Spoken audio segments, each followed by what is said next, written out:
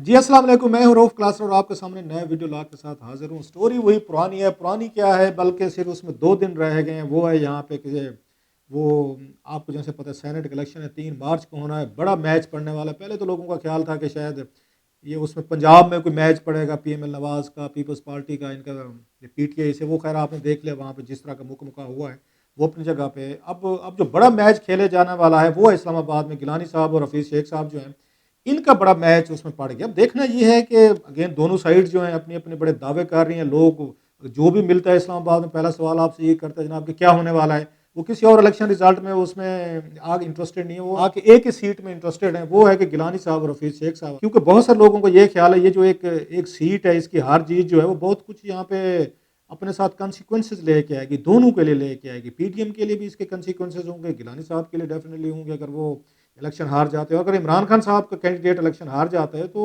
उनके लिए ज़्यादा कॉन्सिक्वेंसेज़ हो सकते हैं। पीटीएम तो चलो वो कह सकते हैं हम अपोजिशन पार्टी थे, हमने कोशिश की टफ टाइम देने की, जो उनका काम होता है वही ट्राइड। नंबर्स हमारे पास पहले भी नहीं थे लेकिन हमने हुकूमत के रैंक्स में ज़रा थोड़ी सी हमने एक पैनिक डाल दिया था, वो ये बात कह सकते हैं। लिहाजा हार भी गए तो उनको शायद इतना बड़ा धचका ना लगे। अगरचे बहुत सारे लोग कह रहे हैं कि पॉइंट स्कोरिंग तो होगी आपकी पीडीएम के लॉन्ग मार्च से पहले या जलसे जुलूसों से पहले, एक थोड़ा झटका लगेगा। हाँ, अगर वो जीत जाते हैं तो पीटीएम को बहुत बड़ी एक एक बूस्ट मिलेगा और इनके आप कह सकते हैं जलसे जुलूसों, लॉन्ग मार्च या धरने वगैरह का जो भी प्लान है, इमरान खान साहब जो ऑलरेडी थोड़ा सा अपने आप को वीक पोजीशन में फील कर रहे हैं, कह सकते हैं फॉर सर्टेन रीजंस, उनके लिए मेरा ख्याल है उससे ये जो ब्लो अगर आया तो वो बड़ा ब्लो होगा उनके लिए, उसको मैनेज करना और उसमें से निकलना। अपने जो सिंपथाइजर हैं, सपोर्टर हैं, अलाइज हैं, उनके अंदर एक एक दोबारा स्पिरिट डालना थोड़ा सा उनके लिए मुश्किल हो जाएगा। बहुत सारे लोग तो ये कहते हैं, जैसे मेरे दोस्त आमिर मतीन साहब हैं, वो कहते रहते हैं जनाब कि इसका मतलब तो ये होगा हुकूमत पे एक एक नो कॉन्फिडेंस हो गया, हुकूमत अब दोबारा इमरान खान साहब जो हैं वो आके हाई मॉरल ग्राउंड पे इस्तीफा देंगे या फिर उसके बाद एक नया वोट ऑफ कॉन्फिडेंस लेंगे या नया इलेक्शन करवाएंगे कि जनाब कि मुझे अब हाउस की वो नहीं रही यहाँ पे, एक एक उस कॉन्फिडेंस नहीं रहा। अब 3 में से अगर इमरान खान साहब को कुछ ना कुछ तो करना पड़ेगा। हाँ, चौथा हो भी सकता है, कुछ भी ना करें कि ठीक है जी इलेक्शन था हार गए, फेयर एनफ, कौन सा कोई वज़ीर आज़म का इलेक्शन हो रहा था, सेनेट का इलेक्शन था, ठीक है एक पार्टी जीतती है दूसरी हारती है, तो मैं ना जहाँ पे आके कोई इस्तीफा दूंगा, ना मैं आके यहाँ पे दोबारा कॉन्फिडेंस का वोट लूंगा, ना मैं जाके दोबारा नया इलेक्शन की बात करूंगा। वो हाई मॉरल ग्राउंड पे नहीं जाते अगर, तो लोग तो कहते हैं कानूनी भी शायद इस तरह के मसाइल हो सकते हैं। बहरहाल वो खान साहब की अपनी जगह पे है। अब प्रॉब्लम जो आ रहा है जो उस पे हम देख रहे हैं वो ये कि आसिफ अली जरदारी साहब जो हैं वो वाकई सीरियस हैं, वो चाहते हैं कि गिलानी साहब इलेक्शन जीतें।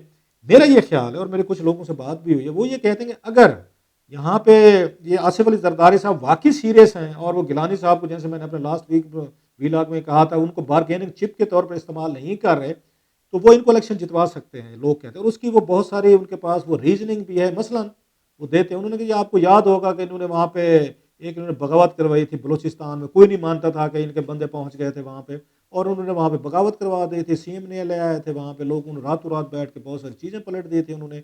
और प्लस उनको आपको याद होगा उस वक्त भी सेनेट के इलेक्शन हुए थे, तो उन्होंने उसमें भी अपने अपने इस्टेब्लिशमेंट के जो लोग थे या सपोर्ट थी उनके साथ मिल के इस्टेब्लिशमेंट के उन्होंने नवाज शरीफ साहब के दौर में कू करा दी थी, और बहुत सारे लोग जो नवाज शरीफ साहब के हार गए थे। चले वो तो अपनी जगह पे हो गया, वो भी एक एक बड़ा काम था जो उन्होंने उस पर क्रिएट किया। जो बड़ी चीज़ थी, उन्होंने यहाँ पे संजरानी साहब को उन्होंने आके आके उन्होंने चेयरमैन बनवाया था। वो भी हमने देखा कि उन्होंने इसको मैनेज करने में, सपोर्ट देने में, लोगों को बहुत सारा पता है कि वो भी उसमें थे, अपना डिप्टी चेयरमैन उन्होंने मांडवी वाला साहब भी बना लिया। चलो यहाँ तक भी ठीक है। फिर हमने देखा कि यहाँ पे उन्होंने अगर इसके साथ तरीके इंसाफ के साथ मिल के इन्होंने अपना जो इनका यहाँ पे एक उनके खिलाफ आ रही थी, आपको याद हो जाएगा, नो कॉन्फिडेंस मोशन ला रहे थे इनके खिलाफ, सजनानी साहब के खिलाफ। तो आपको याद होगा उस वक्त भी 64 के करीब यहाँ पे ये अगर इनके बंदे थे सेनेटर से, और इमरान खान साहब और जो ग्रुप जो था वो 40 के करीब थे। अब वो ये चाह रहे थे, वो उसको डिफेंड कर रहे थे सजनानी साहब को। अपोजिशन नवाज शरीफ साहब एंड कंपनी दीगर जो है वो चाह रहे थे कि इनको हटाया जाए और इनके खिलाफ कोई अपना बंदा लाया जाए। तो वो भी हमने देखा था कि वहाँ पे भी अगर जिसके पास आपको याद होगा 64 प्लस सेनेटर थे, वो इलेक्शन हार गए और 40 वाले जीत गए थे। तो वो ये कहते हैं कि जरदारी साहब को पूरा पाकिस्तानी पॉलिटिक्स का, लोगों का, कि किसकी क्या प्राइस है, कितने पैसे देने हैं, किस तरह हमने कौन कौन से पावरफुल लोगों के साथ अलाइन अपने आप को करना है, और मैंने उसके इलेक्शन के रिजल्ट लेने हैं। जरदारी साहब वो गो गेटर्स टाइप हैं कि वो जो चाहते हैं रिजल्ट लेना वो ले लेते हैं। इससे पहले फरूक लगारी साहब को हमने देखा कि जब उनको सदर पाकिस्तान वो बन रहे, तो उस वक्त भी कुछ नंबर्स का मसला था, तो वो जाके लोगों के उसमें गोडे गिट्टू में बैठ गए थे जनाब कि नहीं वोट दें, और उन्हें सदर बनवाया था। सो अब वो ये कहते हैं कि अगर आसिफ अली जरदारी साहब वाकई सीरियस हैं तो वो ये काम कर सकते हैं, वो जितवा सकते हैं, मसला 8-10 लोगों का ज़्यादा नहीं है। बात तो ये भी कह रहे थे हमारे दोस्त मालिक साहब जो हैं जनाब के 2-4 बिलियन रुपीज़ का फंड कायम किया गया है, मालिक साहब हैं उनकी खैर अपनी बात होगी, मैं क्या कह सकता हूँ इस पे। अच्छा, बात कहते नहीं जनाब कि चौधरी परवेज अली साहब ने जो वारदात उन्होंने डाली है वहाँ पे उस पंजाब में, और उसमें से उन्होंने एज ए कमीशन के तौर पर अपना एक बंदा 10 सीटों वाला उन्होंने वहाँ कामिल अली आगा साहब को सेनेटर बनवा ले, वहाँ मरियम नवाज साहब भी इकट्ठे हो गई हैं, वहाँ पे जरदारी साहब भी इकट्ठे हो गए हैं, इमरान खान साहब भी इकट्ठे हो गए हैं, तो बड़ी वहाँ पे उन्होंने बैठ कर सुलह सफाई के साथ आपस में बंदर बांट कर ले गए, ये तुम्हारे हैं, ये तुम्हारे हैं, ये हमारा है। और कमीशन के तौर पर 10 सीटों वाले जो साहब जो है ना परवेज अली साहब, उन्होंने वो उसमें ले लिया। अब सवाल ये कि परवेज अली साहब ने वहां तो सुलह सफाई करवा दी, बंदर बांट हो गई उनकी, किस किस को क्या मिलेगा पंजाब में, तो ये यहाँ पे क्या वो स्टांस लेंगे? अगर आसिफ अली जरदारी साहब ने उनके कहने पर अपने उम्मीदवार को रिट्रीट करवाया है और उन्होंने उनको आके हेल्प की है, तो सियासत में तो आपको पता है कोई सीने में दिल नहीं होता, ना यहाँ दोस्तियाँ होती हैं ना यारियाँ होती हैं, यहाँ तो सीधे सीधे मफादात होते हैं कि भाई साहब आप हमें क्या देंगे और हम आपको क्या देंगे। तो आसिफ अली जरदारी साहब ने या उन्होंने बैठ के अगर इनको फेवर दिए चौधरियों को, तो उसके बदले वो क्या लेंगे? ये चीज़ मतलब बहुत सारे लोग देखना चाहेंगे कि, और आपको याद होगा ये तो डिप्टी प्राइम मिनिस्टर भी थे इनके साथ, यूसुफ रजा गिलानी के साथ, यहाँ पे जब इनकी हुकूमत थी परवेज इलाही साहब से, तो वो भी रहे हुए हैं। सो वो देखना होगा कि उनके एमएनएस जो हैं वो किस तरफ जाते हैं, और वो इमरान खान साहब के साथ खड़े होते हैं या वो आसिफ अली जरदारी साहब के उम्मीदवार के साथ जाते हैं। दूसरी तरफ आसिफ अली जरदारी साहब ने एक बड़ा उन्होंने पता खेला है वहाँ पे सिंध में, जिससे लगता है वो सीरियस हैं किसी हद तक। ये पूरा मैच जो पड़ गया है यहाँ पे हफीज शेख साहब, हफीज शेख साहब भी उनके अपने बंदे, आपको पता है उनके साथ भी उनका पुराना तल्लुक है, और उनकी उनकी हुकूमत में वजीर खजाना भी रहे हुए हैं। सो दोनों बंदे अपने हैं, ये देखें हफीज शेख साहब भी अपने बंदे हैं, गिलानी साहब भी अपने बंदे हैं उनके नजदीक, लेकिन एक डिफरेंट कैंप्स में इस वक्त खड़े हुए हैं। उन्होंने एमक्यूएम को वहां पे उन्होंने ऑफर कर दिया कि ना 2 सीटें ले लें, जो मैं तो अगर पढ़ रहा था, और आप हमें आके आके उसके बदले गिलानी साहब को वोट डाल दें वहां पे जो आपके एमएनएज हैं। ये बड़ा बिग उस पर ब्रेक थ्रू हो सकता है। अब तक इसके बारे में पता नहीं चला कि ये जो उन्होंने बेट की है या उनको ऑफर की है, इस पे एमक्यूएम का क्या है कि 2 सेनेटर ले लें, 6-6 साल के लिए सेनेटर हैं, और उसके अगेंस्ट हमें गिलानी साहब को वोट दे दें। ये भी डील है, एक बड़ा एक मेरा ख्याल ऑफर है। दूसरी तरफ गिलानी साहब को हमने देखा वो मरियम नवाज से उनकी मुलाकात हुई है वहाँ पे जो रेमंड में सामने, वहाँ से जो खबरें निकली हैं जनाब, वो ये कहते हैं कि 20 के करीब कुछ एमएनएज हैं इसके इसके इमरान खान साहब के, वो कहते हैं कि हम उनके खिलाफ बगावत करने को तैयार हैं, लेकिन ये बताएं कि क्या हमें यहाँ पे नवाज लीग वो इलेक्शन में आके हमें टिकटें देगी? अगर अब कल को इमरान खान साहब को पता चल जाता है किन किन लोगों ने सीक्रेट बैलेटिंग के जरिए वोट डाले हैं, तो क्या हमें टिकटें देंगे? अब उस पर नवाज लीग जो है वो क्यों इतना बड़ा रिस्क ले?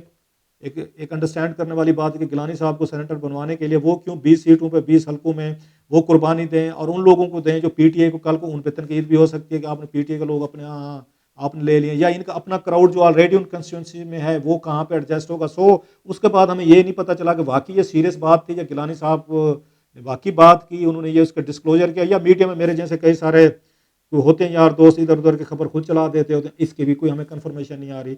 दूसरी तरफ जो बड़ा एक उसमें आ रहा है कि इमरान खान साहब जो हैं अब तक वो बिल्कुल उस पर लो जा रहे थे, अगरचे सुप्रीम कोर्ट भी गए हुए हैं ओपन बेल्टिंग के लिए, वो अपनी कंपेन भी चलाए हुए हैं, लेकिन उनको धचका बड़ा लग चुका है कि मरियम नवाज साहबा के साथ जो उन्होंने वहाँ पे पंजाब में उन्होंने बैठ के एक अंडर हैंड डील कर ली है, और दोनों ने बैठ के उस पर कंप्रोमाइज़ कर लिया है। उस वक्त गाली गलोच वो उनके बड़े बड़े इंतहा गलत किस्म के ट्रेंड जो एक दूसरे की फैमिलीज के खिलाफ चलाते हैं, ट्विटर पे अब्यूजेस होती हैं या चैनल्स पे एक दूसरे को बड़े बुरे नामों से याद किया जाता है, वो सारा कुछ भूल के सीटों के लिए जहाँ पे मफाद है वहाँ इमरान खान साहब और मरियम नवाज साहब बिल्कुल है, वो कहते हैं महमूद व अयाज एक हो गए, एक ही सफ में खड़े हो गए, वहाँ पे दोनों को कोई मसला नहीं हुआ, दोनों को कोई प्रॉब्लम नहीं हुआ। उन्होंने कहा नहीं अच्छा जी कि परवेज अंकल आप बांट दें जनाब, बांट दें सीटें बांट दें। परवेज अंकल ने कहा जी एक शर्त पे बांटूंगा, इस देग में से मेरा कितना हिस्सा है? उन्होंने कहा आपको कितना हिस्सा चाहिए? उन्होंने कहा मेरे पास 10 लोग हैं सिर्फ, तो सेनेटर बनने के लिए 50 लोग चाहिए, तो आप मेहरबानी फरमाए जो मेरे उसके 10 के अगेंस्ट आपने खड़ा किया हुआ है ना बंदा, उसको हटा लें, तो ये मेरा कमीशन हो जाए। कमीशन ये ब्रोकरेज है ना, पॉलिटिकल ब्रोकरेज भी होती है ना, आपको पता है कि बैठ के उसमें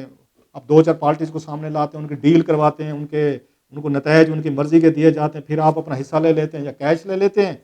अगर बाज़ लोग होते काइंड में लेते हैं, बाज़ लोग उसमें कैश में ले लेते हैं, तो उन्होंने कहा जी मुझे काइंड में दे दें, और मेरे कामिल अली आगा साहब जो है ना, ये जो मेरे नौरत्नों में से एक है, इनको सेनेटर बनवा दे। दोनों ने इमरान खान साहब और उन्होंने कहा हाँ जी बना लिया। मुझे समझ नहीं आती वो कैसे बन गए, इलेक्शन भी नहीं हुआ, वोट भी नहीं पड़ी, क्या इन्होंने लिख के दे दिया? अगर लिख के दे दिया तो क्या कानूनी तौर पर जायज़ है कि अपने एमएनएस जो आपके सियासी मज़ारे बैठे हुए हैं असम्बलियों में, उनके बारे में कोई पार्टी लिख के दे सकती है कि ये जो 40 वोट है इनको कंसिडर टू बी कहते ना वोटेड, ये हो गए जी, ये परवेज अली साहब के हो गए, जब उनका वोटिंग ही नहीं हुई, इलेक्शन प्रोसेस भी नहीं हुआ, तो कैसे आप 40 लोगों को कह सकते हैं कि ये इनके इनके खाते में लिख लें। ये दुकान का कोई खाता है, कोई वहाँ पे नहीं है, तो दुकानों में देहातों में मैं खुद भी देखता रहूँ वहाँ पे, तो बड़े सारे खाते होते हैं, उधार के तौर पर लिख दो, इतने पैसे आज लिख दो, इतनी ग्रासरी लिख दो। तो ये ज़रा समझने की ज़रूरत है। मैं अगेन उनसे एक्सपेक्ट करता हूँ, सिकंदर सुल्तान राजा साहब जो हैं, ये इलेक्शन कमिश्नर साहब हैं, वो ज़रा हमें इस पे गाइड करिए, कैसे हुआ ये सारा कुछ? क्या इसी तरह के हुआ है कि लिख के दे दिया गया, या 10 लोगों के अगेंस्ट उन्होंने बंदे हटवा के उसको डिक्लेयर करवा दिया, बाकी तो 50-50 पे काउंटिंग पे वो सेनेटर बने हैं। तो चौधरी परवेज अली साहब कमीशन एजेंट के तौर पर जो काम कर रहे थे, उन्होंने 10 पे सीटों में बनवा लिया, और बड़ी दाद दे इमरान खान साहब और मरियम नवाज साहब मान के उस पर। चलो जरदारी साहब को छोड़ दें कि उनके अगेन इतने, मैंने जरदारी साहब को तो छोड़ दें कि उनके इतने मेरा ख्याल एमपीज नहीं थे वहां पे। इन दोनों को देखें कि उन्होंने अपने अपने 50-50 पे करवा ली काउंटिंग पे, एक सेनेटर बनवाए। परवेज अंकल को, वो जिसको पंजाब का सबसे बड़ा डाकू कहते हैं इमरान खान, उनके लिए उनका दिल इतना बड़ा हो गया कि 10-10 उनके वोटों पे कराए। ये क्या मजाक है यार? अगर आपने इलेक्शन करवाने तो पूरा 50 सीटों पे होना, बाकी सब 50 पे हो रहे हैं, एक को 10 पे कर दिया आपने। ये क्या मजाक है? It's mockery. ये लोगों का इसे ईमान उठ जाता है। और इमरान खान साहब और उनके मरियम नवाज साहब के फॉलोअर्स हैं, वो भी जरा पूछें उनसे कि भाईजान ये कैसे किया आप लोगों ने? आप तो सारा दिन पीछे, आप चोर डाकू एनआरओ नहीं दूंगा, बात नहीं करूंगा। मरियम कहती थी इनसे बात नहीं हो सकती, इमरान कहता था इनका मैं शक्ल नहीं देखना चाहता, मिलने मिलाने से कहते। फिर कैसे पंजाब में इन्होंने बैठ के मिल मिला भी लिया है, बातचीत भी हो गई है, वोटिंग भी नहीं होने दी, और इन्होंने बैठ के सारी चीज़ अपने नाम दे दी, सिलेक्शन हुई है ना। मुझे जमहूरियत का कंसेप्ट है कि कोई बंदा आएगा और अपना अपना माइंड अप्लाई करेगा और उसके मुताबिक उसको वोट डालेगा, वो तो आपने काम नहीं होने दिया। खैर ये अपनी जगह। अब इमरान खान साहब जो है, वो गिलानी साहब को वो हराने के लिए डेफिनेटली वो ऑल आउट जाएंगे, वो अफोर्ड नहीं कर सकते, जैसे आमिर मतीन साहब कहते हैं। अब उन्होंने अपने एमएनए से अगले 2 दिन मिलना है, उन्होंने 2 दिन रह गए हैं उसमें इलेक्शन में। अब वो सबसे मुलाकातें भी करेंगे, कभी पहले मुलाकातें नहीं होती थी, बल्कि अब तो हालत यहाँ तक आ गई, खुरम लगा रही नो बॉडी, जिसका नाम ही कभी नहीं सुना था, एमपी का, कोई मुजफ्फरगढ़ से हैं, मैं हालांकि साउथ से हूँ, सरायकी इलाके से, मैंने भी नाम नहीं सुना था उनका। उनको प्राइम मिनिस्टर हाउस में बुला के उन्होंने प्रोटोकॉल दिया और उनको बहुत बड़ी ऑनर दी गई कि एक वोट भी ना चला जाए। ये पंजाब असेंबली का था। अब उन्हें यहाँ पे जिम्मेदारी पड़ गई 172-74 वोटों की जो यहाँ पे कौमी असेंबली में। अब अगले 2 दिनों में कहा जा रहा है कि इमरान खान साहब एक एक एमएनए से मिलेंगे और एक एक एमएनए को समझाएंगे कि जनाब हुक्म करें, क्या मसाइल हैं आपके, क्या इश्यूज हैं, उनको अश्योरेंसेस करवाएंगे। एमएनए को पता है यही दिन होता है, एक आध दिन होता है, जो अश्योरेंस ही करवानी है ना। 1-2 दिनों में इमरान खान साहब उनको क्या ले दे सकते हैं? 2.5 सालों में तो कोई हमने मुलाकातें नहीं देखी, ना कभी न खान साहब ने, ना कभी उनकी ब्यूरोक्रेसी, ना दीगर लोगों ने उनकी बातें सुनी है। तो अगले 2 दिन जो हैं उनकी भी मेरा ख्याल है बड़ी वो हो जाएगी, गिलानी साहब की वजह से, इलेक्शन की वजह से उनकी भी सुनी जाएगी।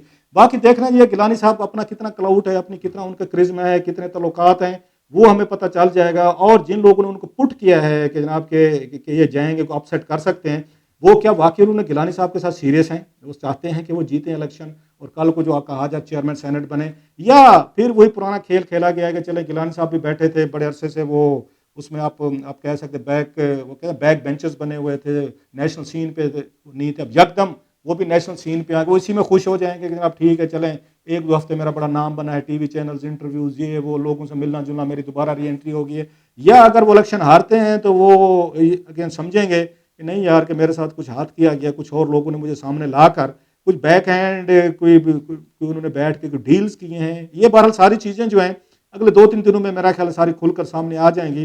और गिलानी साहब के बारे में कहा जा रहा है, जैसे इमरान खान साहब ने कैबिनेट में भी कहा था कि उनको ईजी टारगेट में नहीं ले रहा, ये इमरान खान साहब के अल्फाज से। तारिक बशीर चीमा ने भी उनको कहा था कि ईजी टारगेट ना लें। शेख रशीद साहब ने और इन्होंने वहाँ पे कहा, खुसरो बख्तियार ने कहा जो इतना सीरियस लेने की ज़रूरत नहीं है, लेकिन इमरान खान साहब और तारिक बशीर चीमा ने कहा था नहीं जनाब कि उनको सीरियस लेने की ज़रूरत है। बहरहाल देखते हैं, अगले 2-3 दिन रह गए हैं कि इसमें से हमारे आसिफ अली जरदारी साहब जो हैं, अगेन जिनको मैं डॉक्टर आसिफ अली जरदारी कहता हूँ, वो हैट में से कोई नया कबूतर निकालते हैं या वैसे ही वो मदारियों की तरह हाथ अपने वो छंडे के वो कहते हैं गिलानी साहब sorry we tried our best, bad luck, next time देखते हैं, सारा कुछ करते हैं। बहरहाल मेरा ख्याल है बड़ा इंटरेस्टिंग टाइम, अगले 2-3 दिनों में मजीद ये चीज़ें सामने आएंगी, तो कुछ आपके सामने जो भी होगा, ये डेवलपमेंट्स होती होंगी, आपके सामने लाते रहूँगा।